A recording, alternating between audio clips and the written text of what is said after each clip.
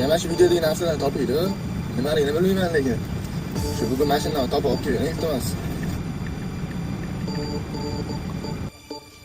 My lover's got no money, he's got his strong beliefs. My lover's got no power, he's got his strong Zakazingiz.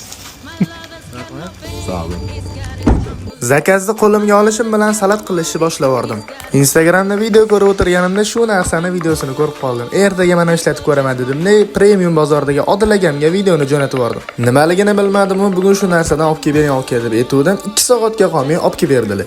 Mabodo sizda ham shunaqa vaziyat bo'lib qolsa, kerakli mahsulotingiz nomini topa olmayotgan bo'lsangiz, premium bozorga murojaat qilsangiz bo'ladi.